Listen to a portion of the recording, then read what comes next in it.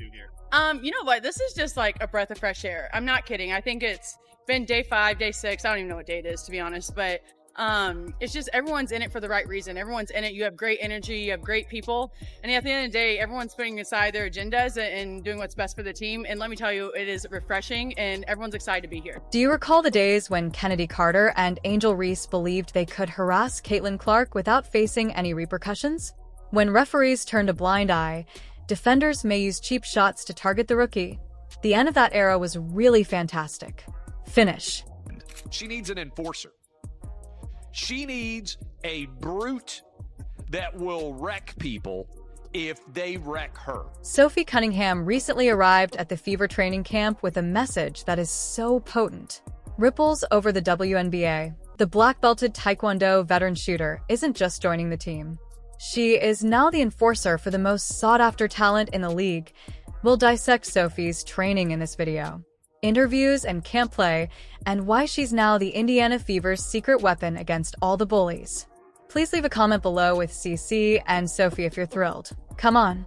Sometimes you need one of those players on your team. You need one of those enforcers. Every good player, by the way. Every good player, every good team that is a super duper star. Most of the time have enforcer type players. Recall the moment CaitlinClark became the most anticipated player in WNBA history? The enthusiasm soon changed, becoming something very different. Fans and commentators alike noticed a troubling trend as the games progressed. Astounded by what they were seeing, it is impossible to ignore the story the figures convey. Remarkably, 17% of all flagrant. CaitlinClark was the only player in the WNBA last season who was fouled. Take a moment to consider that. In a league of professional sports, one rookie inexplicably became the subject of over 1/5 of the most hazardous fouls during the match. This was planned. It wasn't a coincidence. So there's a hot topic going on right now. CaitlinClark says she got cheap shotted against the sky. I mean, throughout the season, she's been getting beat up. Hard screens, elbows, knocked down. The pattern became unavoidable game after game. The opponents weren't merely engaging in physical basketball. They were deliberately targeting Clark with plays that went too far, harsh screens, and excessive body contact. From risky to competitive, what ought to have been an occasion to honor exceptional ability became a punishment gauntlet every night. Anyone observing soon saw who the worst offenders were. Angel Reese became Clark's most noticeable enemy by combining unrelenting physical play with a lot of trash language to make the rookie feel uncomfortable. However, the most obvious instance was made possible by Kennedy Carter, whose shoulder check during a fast break went viral on social media. These were statements rather than merely basketball plays. Clark! Shimmer! What exacerbated the situation? Inadequate protection was continuously provided by the officials. Refs kept swallowing their whistles on plays that would have required other players to be called right away. Clark was allowed to make his way through a physical maze while attempting to lead a young, inexperienced Fever team. All around her. That's all I see. They try so long to get respect for women's basketball, and then they treat it like a junior high school girl's locker room. Junior high school girl antics on the court. Clark maintained a tremendous level of composure throughout, despite receiving care that would have caused many warriors to. She never once utilized her media presence to disparage authorities or opponents in response to public complaints. Rather, she displayed a degree of professionalism by lowering her head and playing through the contact that disguised her inexperience. However, the damage was evident in her body language, performance, and most significantly, in her capacity to engage in her natural game. The front desk staff was aware of what was going on. They came to a firm decision after witnessing their franchise's mainstay suffer punishment night after night. Clark would not receive this treatment during his sophomore campaign. Their reaction wasn't limited to enhancing skill. Building a squad especially designed to safeguard their star was a deliberate choice. Like, she needs an enforcer, and if it ain't gonna be me, Michelle Rappaport, like, where is Charlize Oakley? Doesn't her team have like a Zavaria McDaniels or a Rakisha Mahorn? She needs like a goon on her team, because when your star player that's bringing so much money, so much attention to the league. And it's a collective. It's a bunch of them. It's been brewing. There was more to this than just winning more games. IT was intended to convey to the league as a whole that focusing on. There would now be immediate repercussions for CaitlinClark. The Fever weren't merely assembling a group. They were building a stronghold around their most precious possession. However, the crucial query persisted. On the court, who would spearhead this new cautious mindset?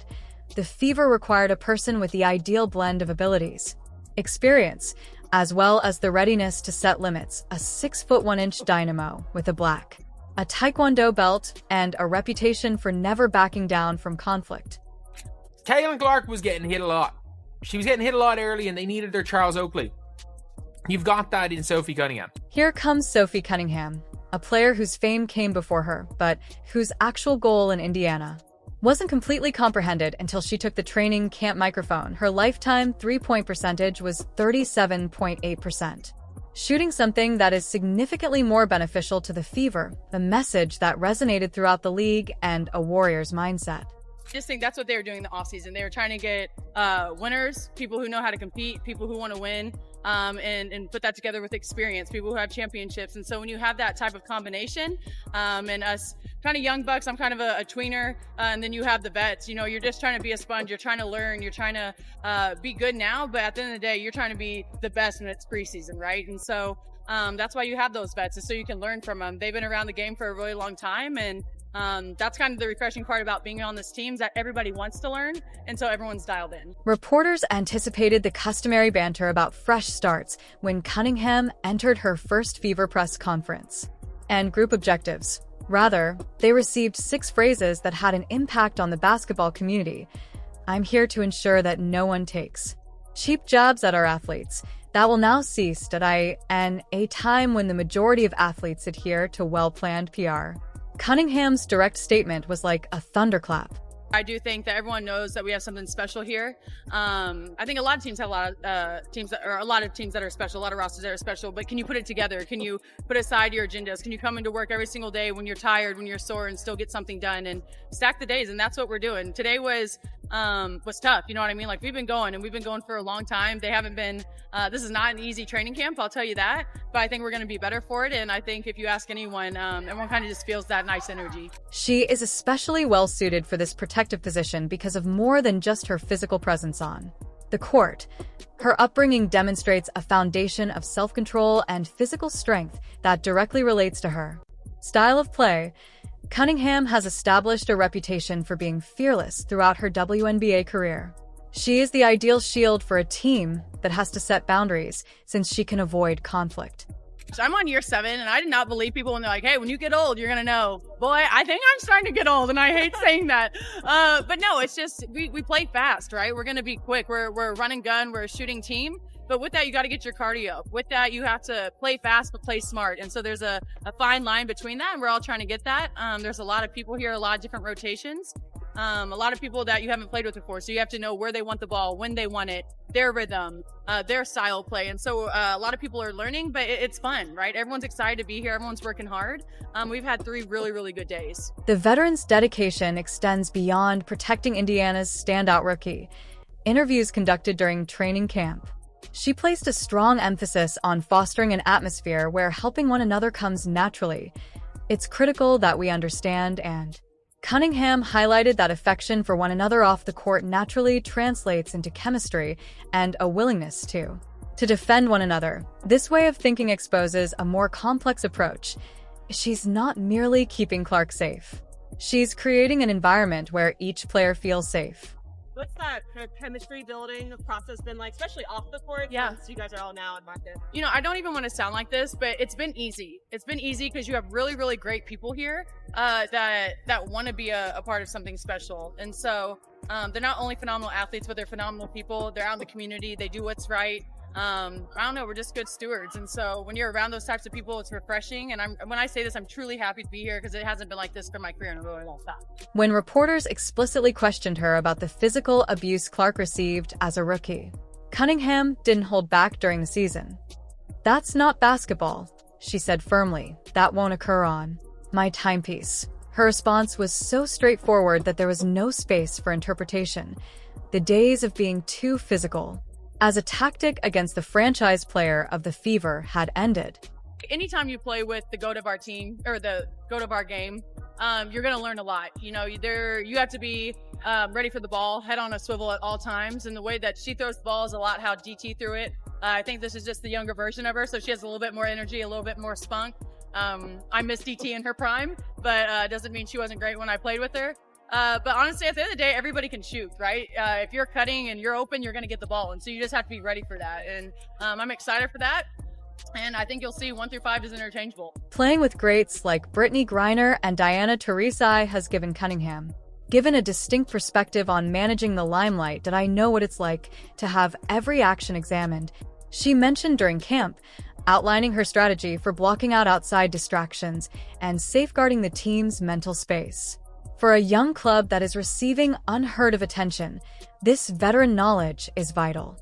I'm so grateful and blessed to have my time out in Phoenix. I met a lot of cool people. I had a lot of great teammates. I learned a lot, had a lot of great times, but just a new era for me, right? A new system, a new type of energy. And so, of course, I'm excited for it. I'm happy to be close to my family. I'm excited to have my teammates. So I'm starting to even get close with now. And I think we're going to be a lot of friends. And so, I don't know, it's a new vibe and I'm happy. Her basketball prowess complements her protective nature, which makes her presence especially powerful. Instincts. Defenders are forced to remain honest by Clark's lethal three-point accuracy, giving him extra room. To function, the Fever is far more hazardous because of the dual threat. Now, rivals must contend with both athletic basketball repercussions for ignoring Cunningham and repercussions for focusing on Clark. Beyond that, there is something even more important to CaitlinClark's success hidden underneath her lethal three-point shooting, a basketball IQ that foresees dangers before they become real, while spectators may observe the scoring relationship developing between these. Second, on the defensive end of the court, coaches are witnessing something far more important emerging. We have entered Indiana Fever training camp day 3, and Sophie Cunningham is killing. Cunningham is discussing more than simply defense during intense practice sessions. She is illustrating it with a continuous flow of information that changes Indiana's defensive strategy. Keep a watchful eye on drills. And you'll see her managing traffic like an on-court air traffic controller, flagging out screens before they happen, and making sure Clark is never caught off guard by choices she doesn't anticipate. This understanding of strategy produces an early warning system that enables Clark to move about the court without continuously checking over her shoulder.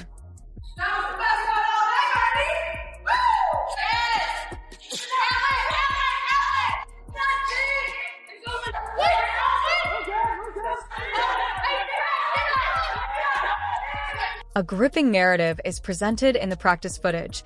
Cunningham does more than just react during scrimmages. She completely avoids defensive breakdowns.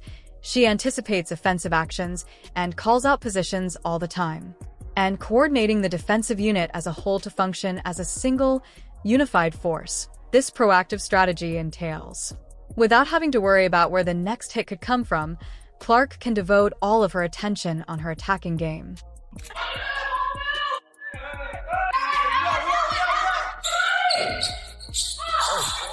The fact that this collaboration goes beyond the court is what makes it so unique. Did I end between exercises?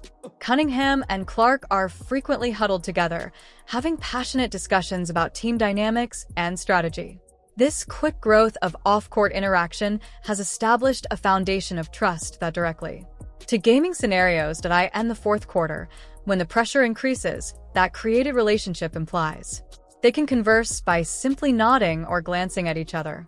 She sees the Indiana Fever putting Sophie back in that 3 position, so she sees her having like more of a breakout season than she'd had at the Mercury, having to play a position that wasn't exactly natural to her. But watching the footage, it's kind of crazy because I see Sophie Cunningham now as being able to play the 1, the 2, the 3, and with her experience over at Mercury, the 4. Sophie Cunningham at the 1 as the point guard, you're crazy, you say. But Cunningham's protecting presence is further enhanced by her adaptability, her versatility as a player. From power forward to point guard, providing the Fever with erratic lineup combinations that maintain. Opponents speculating. Other teams find it difficult to match up with Clark because of his positional flexibility. Kinds of assistance based on the circumstances. Okay, so we have Sophie with the ball. She's running it up the court. She's directing traffic. Nice pass over to, what is that, Jalen? And look at that pass over to Lexi, cross-court pass. And she seems to have evolved as a leader, like talking to everybody in the huddle. And run. Like, make them run. Like, we need to be quicker than that group there. Okay.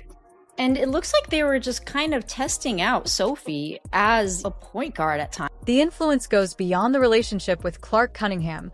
Colleagues have started embracing this same protective attitude, fostering an environment on the team where defending one another is quite commonplace. One enforcer is no longer the only issue. IT concerns a team as a whole that won't allow any member to, either isolated or targeted. I could see Sophie just coming in for a few minutes a game and, giving CaitlinClark a rest or anybody else a rest, starting at the 1, migrating over to the 2, whatever. She seems to be able to do it, and she isn't looking bad while doing it. She's confident. She's hitting her targets cross court, and there is more footage showing her spotting up so she can still go over to the 2, to the 3, to the 4 even, spot up at the wing and knock down a 3. This protective team culture's knock-on consequences have produced a mathematical challenge that no opposition coach can resolve. The most explosive attacking talent in a generation is surrounded by a defensive wall. What precisely are the opponents expected to do? The Fever are no longer merely preparing for the future. Right now, they're coming for everything. The front office of Indiana has organized a master seminar in team building that goes much beyond setting up their stars protection detail. They've put together a championship caliber team. Squad almost overnight, and the courtroom. Natasha Howard does more than just intimidate. She has 3 championship rings on her. With a trophy for Defensive Player of the Year alongside her, a rival immediately changes Indiana's defensive